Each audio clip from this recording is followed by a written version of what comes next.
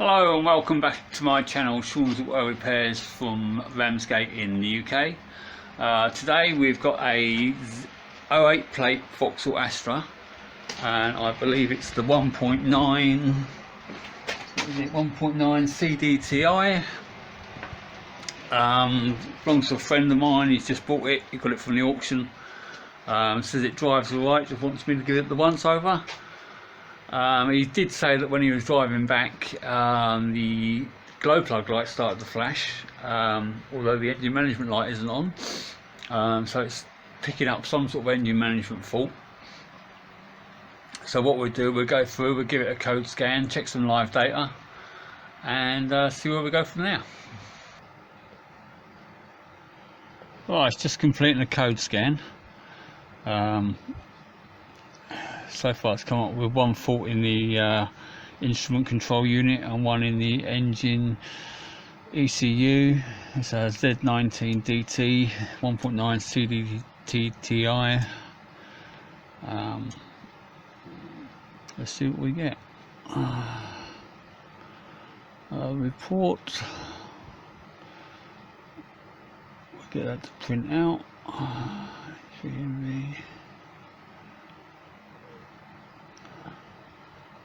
Alright, fault one.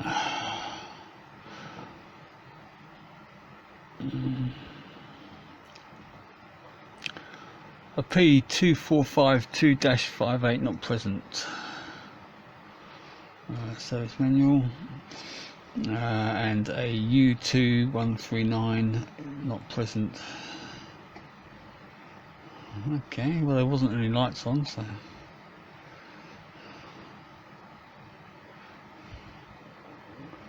Right, let's just go back. We'll do a quick erase.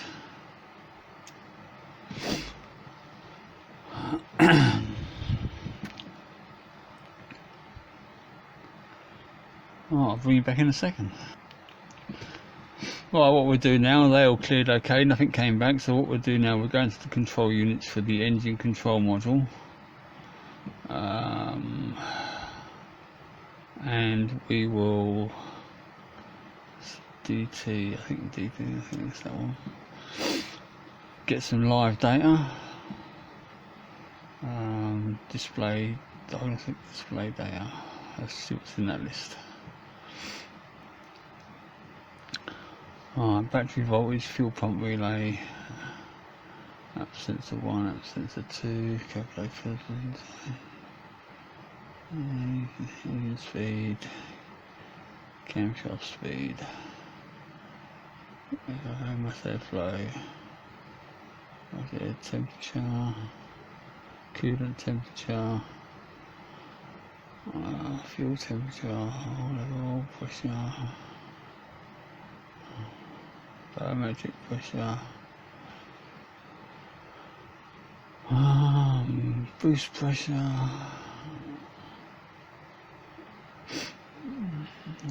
EGR, fuel pressure,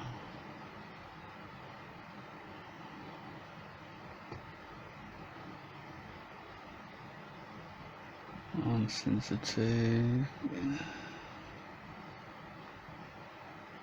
DPF,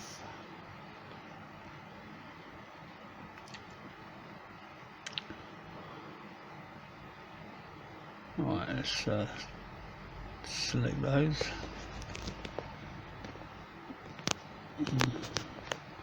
Right, before we start the engine, we've got a coolant temperature of 44 degrees. That's okay. What's that for? No, all level normal.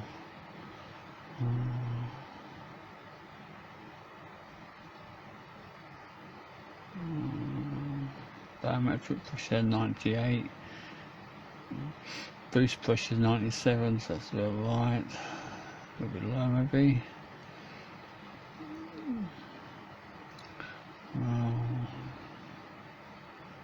Differential pressure. Right, let's start this up.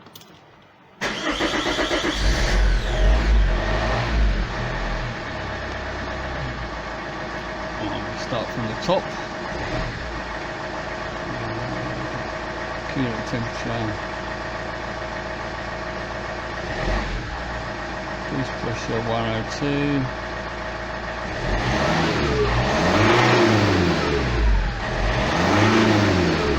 That built up nicely.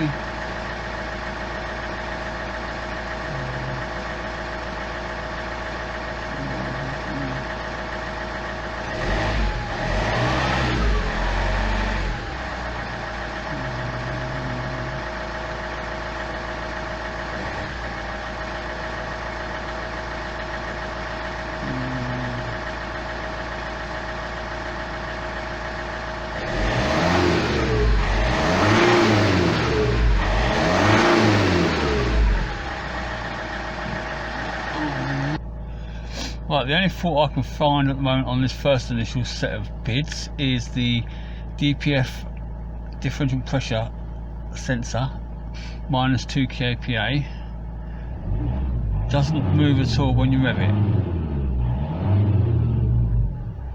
Diesel pressure voltage stays exactly the same, 42%, so everything else looks normal.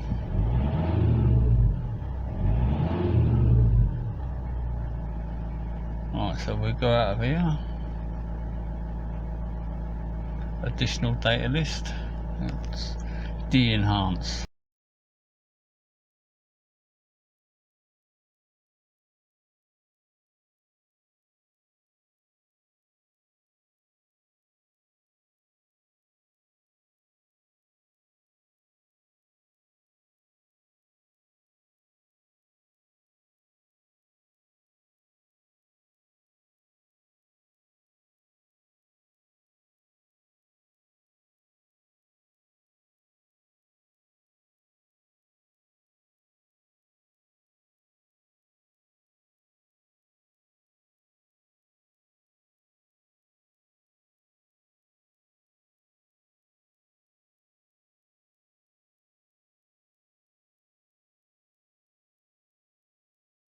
Let's go into generic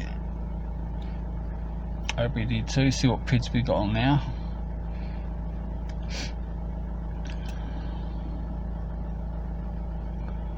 Alright, codes found 0. Okay. Module. Alright, let's go to some live data. Complete list, let's go for the complete list. DTs, no, distance travel, warm-ups, no, there's nothing on that one. Let's go for module, live data. This will give you a bit more information. Complete list. There we go, number of DTs, 0, calculated load, engine coolant temperature is now 58, intake manifold. Got a nice engine RPM is okay, vehicle speed sensor, air intake 31 degrees, airflow, that's a better reading, grams per second, 13 grams per second, that's what I like. Fuel rail pressure. Alright, so at the moment the only PID that isn't happy, I think, is the DPF pressure. So we'll go under the bonnet and we'll have a look at that. Right, so coming around the front of the car to the engine bay, the DPF sensor is down behind the engine on the fuel filter housing. If I zoom you in, you can see it is down there. Let's just focus on that. There we go. It's only got one pipe, it hasn't got a before and after. So what we'll do, we'll just take that off, that one 10mm bolt, and we'll do some testing down there. So with the engine running, we back probe the first wire, which is the grey wire, or white wire. And focus that down there. And on the PICO scope, we are, let's turn the flash off. We've got a nice steady 5 volts. So let's give it a rev and Let's see whether that changes. Let's zoom over there.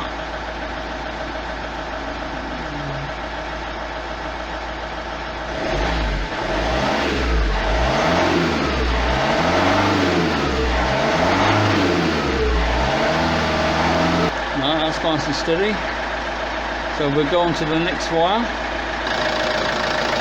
Right, so now we're on the middle wire, which is the pink wire.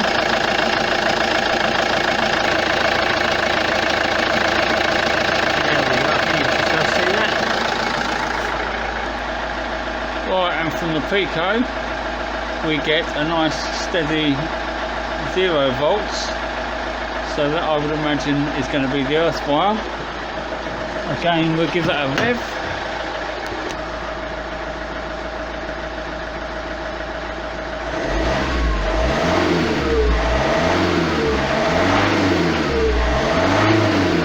Right, there's no change there.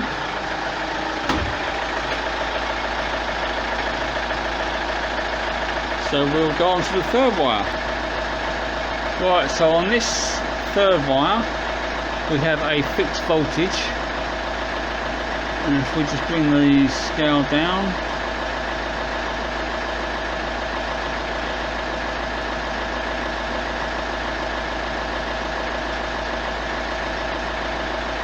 we have a fixed voltage of 452.8 millivolts. So let's just give that a rev to see whether that changes. So this is our signal wire.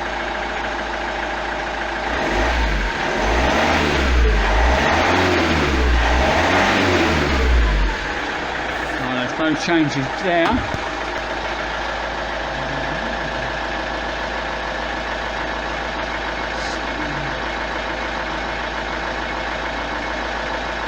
So that's 452 millivolts.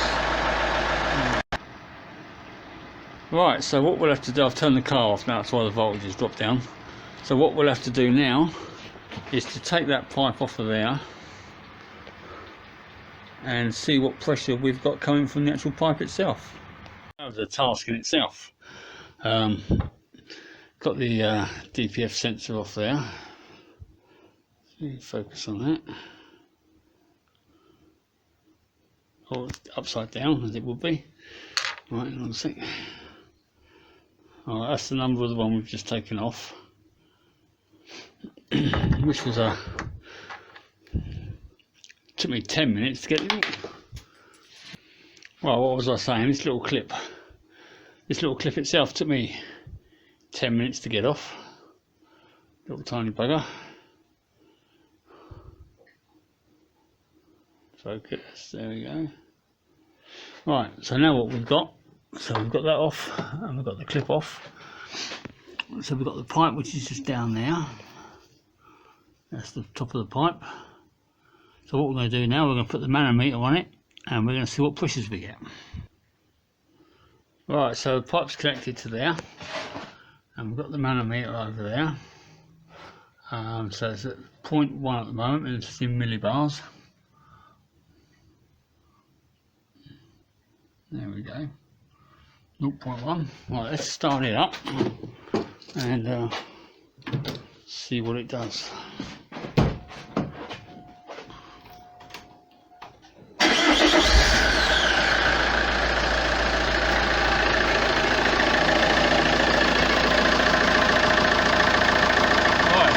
No back pressure there. Right, we've reset it again. It's showing 0 pressure at idle, and we'll give it a bit of a rev, and then we'll check the min-max values.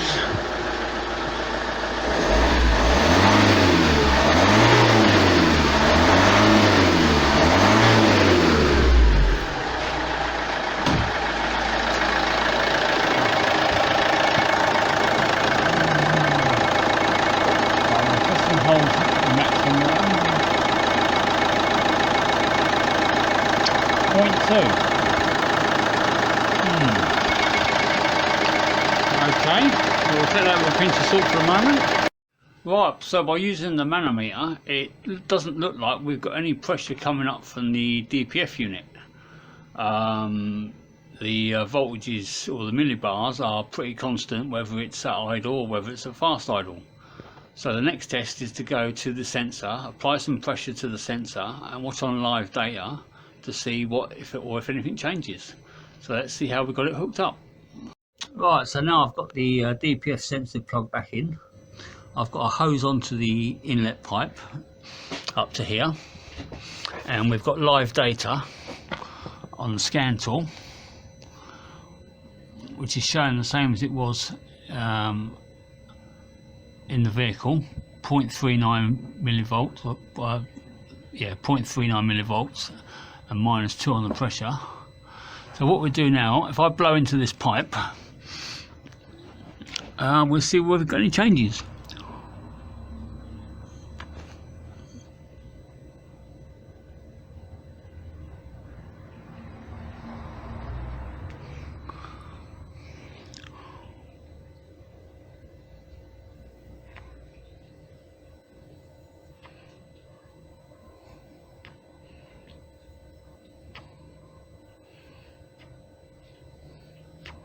Well, with just a little bit of pressure, you can see that we get a fairly good reading there.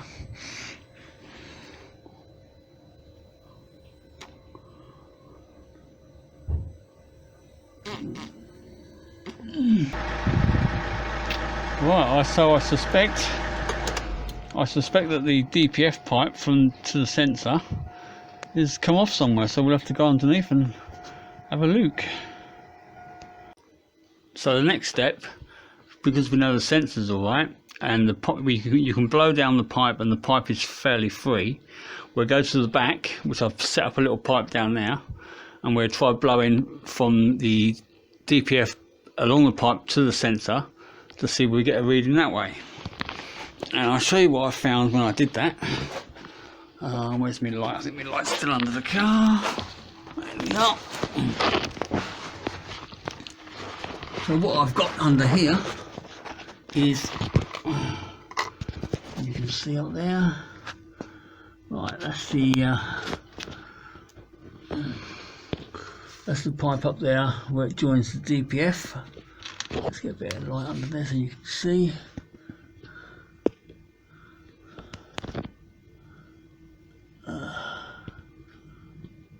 Right, so that's the, can't see now, oh, there it is. So that's the pipe where it comes off the DPF. Right, that's the DPF pipe where it comes off the DPF. And then the pipe leads up to the front is over here. So all I've done is I've connected a tube to it. Here. This tube here. And when I blow down it,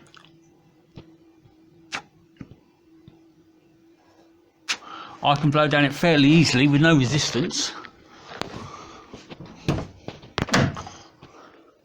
And if we look on the live data, which is still live, when I blow on this pipe,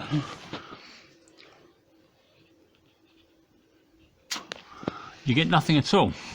So somewhere between the back here and the DPF sensor, we've got a hole in the pipe. So what I'm going to do, I'm going to restrict my air nozzle down using this air nozzle, and I'm going to blow some low pressure air from the back to the front and try and find where the leak is, and I'll come back to you in a second. Right, now I don't know if you'll be able to see this, but what I found was, let's see where we're looking. We're looking up there somewhere. Where that pipe comes out from the front of the heat shield, where it goes up around the front of the bulkhead, where the metal pipe joins the rubber pipe, it's actually disconnected. Can you see up there? I don't think you can. It's a very tight, it's right above the subframe, right above the steering rack.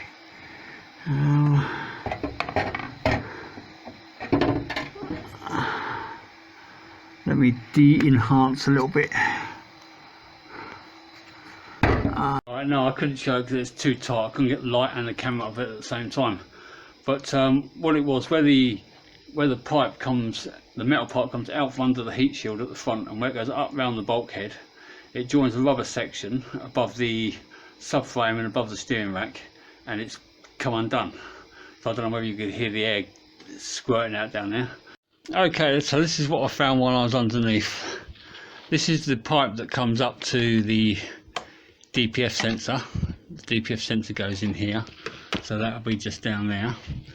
And this black plastic pipe, as it goes down and around over the top of the bulkhead, not the bulkhead, the cross member, over the steering rack, I tried joining it on, and you'll just see that it's, you know, it's only a brittle plastic pipe, and you've only got to like touch it, and it just snaps off. It's gone so brittle with the heat. So there's no way that's going to join back onto that metal pipe again. So I've got to find another piece of pipe to run down from the sensor down to that metal pipe, and then we should be good to go. So I'll be back in a second. Right, sometime later, after a struggle getting the old bit of the plastic pipe off the metal bit and running a new pipe, I don't know whether you can see down there now. Let's enhance. So now we've got let's focus on there. So now we've got a new pipe going down and around and joining the metal pipe that goes under the car. Alright, let's go inside and get some live data. Okay, engine's running again. We'll go back into data display. We'll have an engine speed to show that it's live data. And we'll go down to DPF values again.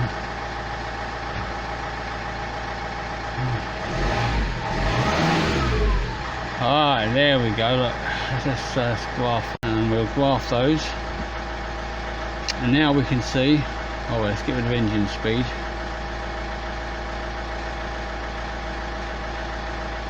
And we'll have voltage there. Right, so straight away we've got 4.1 and -2, and now when we rev it,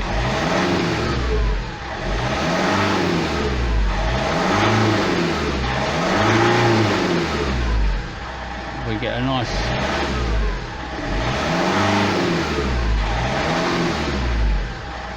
nice voltage difference, as we should do.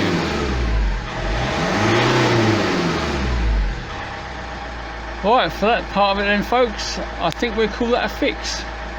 I can carry on looking around the rest of the car. Well, thanks for watching, and we'll catch you next time.